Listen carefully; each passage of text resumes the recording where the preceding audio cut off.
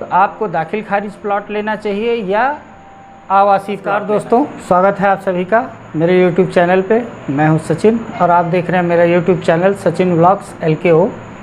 तो ये वीडियो मैं बना रहा हूं ख़ास तौर से उन लोगों के लिए जो धारा 143 और दाखिल खारिज के बीच में कंफ्यूज रहते हैं कि मुझे कौन सी ज़मीन खरीदनी चाहिए और कौन सी ज़मीन सही है।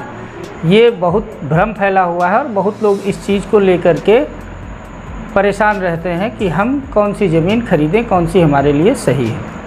तो मैं आपको ये बताना चाहूँगा कि जो ज़मीन दाखिल खारिज होती है, दाखिल खारिज ज़मीन जो कृषि भूमि होती है उसका होता है। अगर आप प्लॉट खरीद रहे हैं तो आपको ऐसी ज़मीन खरीदनी चाहिए जिसका धारा 80 या कह लीजिए 143 किया हुआ हो। धारा 80 और 143 दोनों एक ही चीज़ है।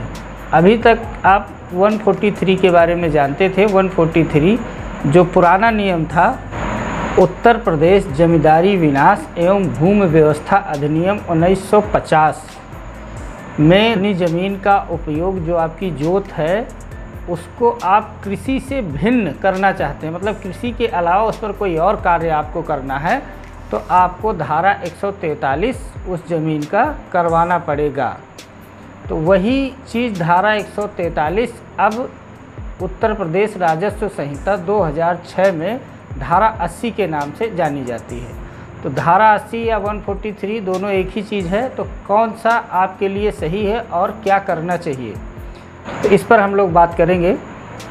तो देखिए, जो कृषि भूमि होती है, कृषि भूमि पर आप कानूनन घर नहीं बना सकते हैं, कोई फैक्ट्री नहीं लगा सकते हैं, कोई उद्योग नहीं लगा सकते हैं, कोई और अन्य कार्य आप नहीं कर सकते हैं। उस पर सिर्फ कृषि से संबंधित ही कार्य होंगे, ये नियम कहता है। तो कृषि से संबंधित अगर आपको कार्य करने हैं तो आप 143 नहीं कराएं, वो दाखिल खारिज ज़मीन आपकी होगी। अगर आपको अपनी ज़मीन पर घर बनाना है या दुकान बनानी है या फैक्ट्री लगानी है या कृषि के अलावा कोई और कार्य करना है, तो आज जो नियम है उसमें आपकी ज़मीन का धारा 80 के तहत कन्वर्जन होना बहुत ज़रूरी है, जो कि उप जिला अधिकारी के द्वारा होता है।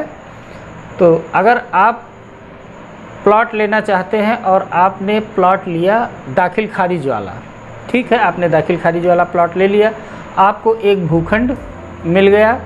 उस भूखंड पर अगर आप घर बनाते हैं तो आपको घर बनाते समय तो कोई रोकने आएगा नहीं, कानूनन वो गलत है। अगर आपको किसी ज़मीन पर घर बनाना है तो उसका लैंड यूज आपको बदलवाना पड़ेगा। वो लैंड यूज जब आप बदलवाएंगे तो आज के समय में उसको धारा 80 के तहत परिवर्तित किया जाएगा। उस ज़मीन का धारा 80 होगा जिसका उप जिला अधिकारी करेंगे और उसकी फ़ीस आपको जमा करनी पड़ेगी। तो एक तो पॉइंट ये हो गया कि धारा 80 आपके लिए क्यों ज़रूरी है। दूसरी बात ये कि अगर आपको उस ज़मीन पर घर बनाने के लिए बैंक से लोन लेना है तो बैंक भी आपसे धारा 80 या आवासीय का पेपर मांगेगी, अगर आप किसी अच्छे बैंक से लोन लेना चाहते हैं, जैसे कि सरकारी बैंक है। दूसरी बात, जो अभी कुछ लोग कहेंगे कि प्राइवेट बैंकें कर देती हैं दाखिल खारिज ज़मीन पर, तो वो लोग ये एक चीज़ समझ लें कि प्राइवेट बैंकें जो करती हैं वो किसान से रजिस्ट्री की हुई ज़मीन पर, जो किसान आपको डायरेक्ट रजिस्ट्री किए करेगा ज़मीन, और वो ज़मीन अगर धारा 80 के तहत परिवर्तित नहीं है, वो दाखिल खारिज ज़मीन है, तो आपको बैंक जल्दी लोन नहीं करेगा उस ज़मीन पर। अगर वही ज़मीन आपने रीसेल में ली है, किसी से रजिस्ट्री पे रजिस्ट्री कराई है, तो संभावना है आपको वो लोन कर देंगे। उसके अलावा वहाँ पर आवासीय गतिविधियाँ होनी चाहिए, उसके अगल बगल मकान बने होने चाहिए कम से कम 40%। तो वो बैंक स्वतः संज्ञान को लेकर के उस ज़मीन को आवासीय मान लेता है, क्योंकि वहाँ पर आवासीय गतिविधियाँ हैं। और अगर कोई ज़मीन आपकी ऐसी है जो शहर के नज़दीक आ गई है, वहाँ पर आवासीय गतिविधियाँ हैं और आप उस ज़मीन पर घर बनाते हैं, तो वो स्वतः कुछ दिन बाद आवासीय मान ली जाती है। धारा 80 कराने की ज़रूरत नहीं पड़ती है। आवासीय मान ली जाती है सरकार की नज़र में। लेकिन फिर भी अगर आपको बैंक से लोन लेना है या आपको उस ज़मीन का नक्शा पास कराना है अपने किसी भी प्राधिकरण से, तो आपको धारा 80 का सर्टिफिकेट आपको देना पड़ेगा, तभी उस ज़मीन को आवासीय माना जाएगा कानूनन। अब अगर आपका कोई जुगाड़ है, आप करा लेते हैं तो अलग बात है, लेकिन उसमें आपको वो कराना पड़ेगा, ये एकदम साफ बात है। अच्छा, एक और मिथ है और बहुत लोग कंफ्यूज रहते हैं कि 143 है, 143 ही आम बोलचाल भाषा में कहते हैं आजकल लोग। तो मैं आपको सीधे सीधे बात करूंगा, बहुत ज़्यादा कानून में नहीं फंसाऊंगा। तो धारा 80 कह लीजिए या 143 कह लीजिए, तो कहते हैं हरिजन की ज़मीन होगी। अगर SC ST की ज़मीन है इसलिए इसको 143 कराया गया है और ये ज़मीन लेने लायक नहीं है।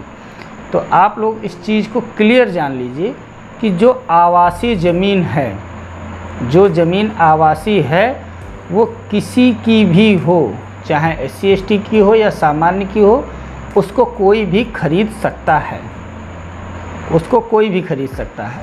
और आवासीय ज़मीन यानी कि आबादी, उसका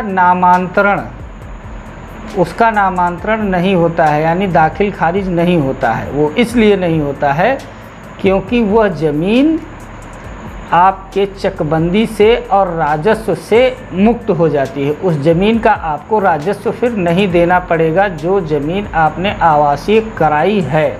आवासीय ज़मीन का राजस्व नहीं देना पड़ता है।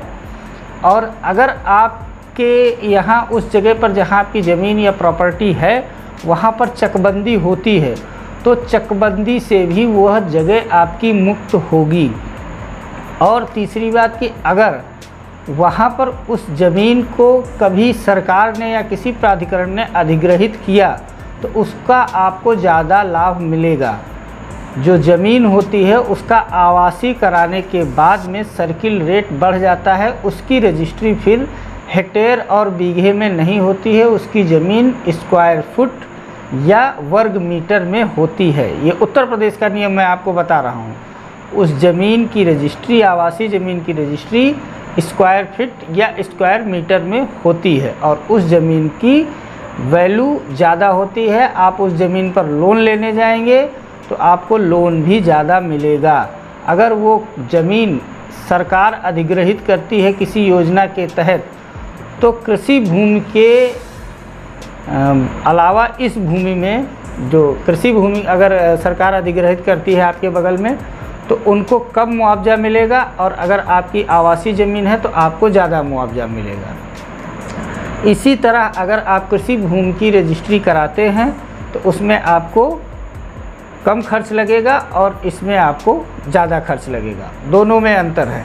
तो सबसे बड़ी बात यह है कि वैल्यू ज़मीन की बढ़ जाती है जो 143 होती है या आवासीय ज़मीन होती है।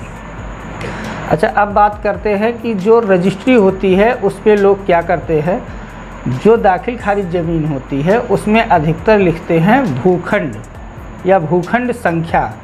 मान लीजिए आपका एक भूखंड है, उसमें आपने 10 भूखंड बना दिए तो वो भूखंड संख्या लिख देते हैं और अलग अलग रजिस्ट्री कर देते हैं। पहले ये नहीं होता था। अगर आपका एक नंबर है तो एक नंबर की पूरे की रजिस्ट्री होगी तभी आपके नाम दाखिल खारिज होता था। लेकिन उसके बाद में 2004 में, मैं एकदम करेक्ट नहीं हूँ, गलत भी हो सकता है, लेकिन जहाँ तक मुझे याद है 2004 में माननीय मुलायम सिंह जी की सरकार में राजस्व संहिता में बदलाव किया गया था, जिसका नाम था, उन्होंने उस समय दिया था नाम चक तोड़ नियम। चक तोड़ नियम के तहत यह चीज़ आई थी कि अब आप ज़मीन के किसी एक टुकड़े का, अगर पूरा नहीं, अगर किसी एक हिस्से की आप रजिस्ट्री कराते हैं तो वह भी आपके नाम दाखिल खारिज हो जाएगा। उसके पहले आपको पूरे के पूरे नंबर की रजिस्ट्री करानी होती, उसके बाद में आपके नाम दाखिल खारिज होता। तो दाखिल खारिज का मिथ बहुत ज़्यादा फैला है, लोग बहुत ज़्यादा कंफ्यूज रहते हैं कि दाखिल खारिज लेंगे, दाखिल खारिज लेंगे। दाखिल खारिज क्या है?